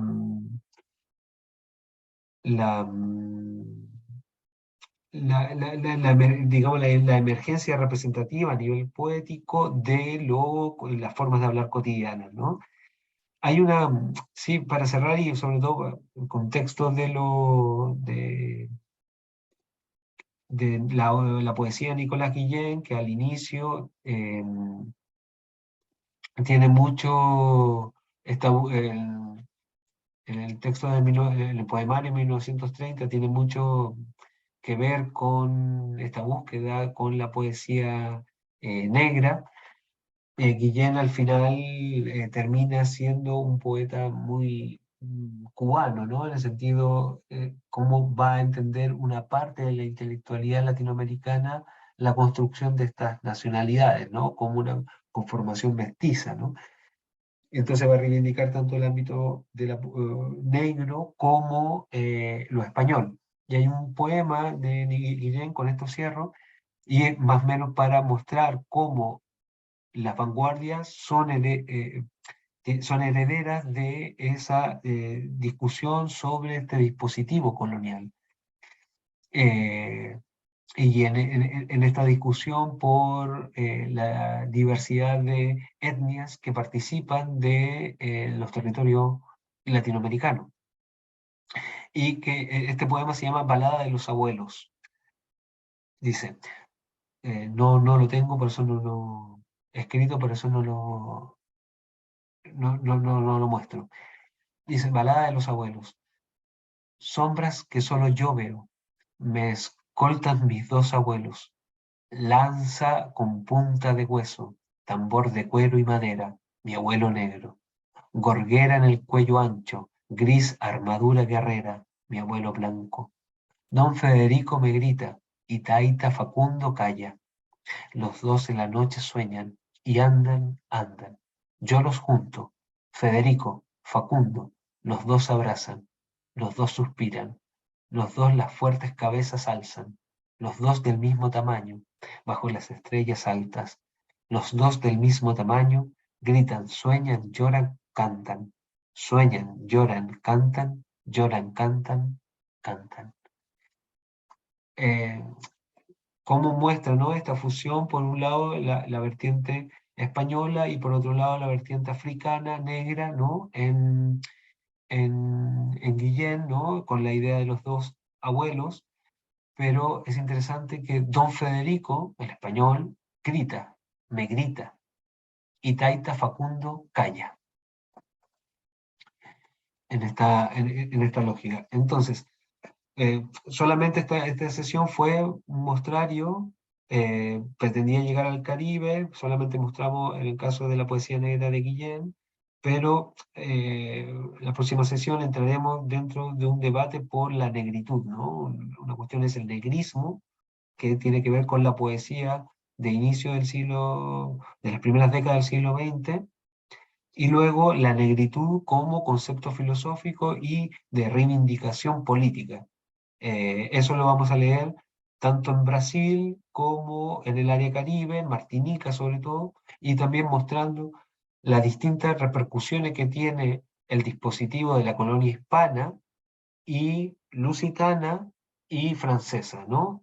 Para mostrar el conflicto entre colonialismo y modernidad, cómo se gesta, que es lo que nos va a llevar a las últimas sesiones, tanto en una diferenciación regional, primero una diversificación étnica, una diversificación regional, y también una cuestión política respecto a la relación entre la colonia y la metrópoli, ¿vale? Dependiendo de las naciones que son metrópoli, en este sentido. Con estos cierros, disculpen el alargo, me largué bastante, pero es solamente para ir mostrando hacia dónde vamos avanzando con la discusión y la apertura que generan las vanguardias. Le agradezco su participación y si tienen algún comentario o alguna pregunta, se lo agradecería bastante.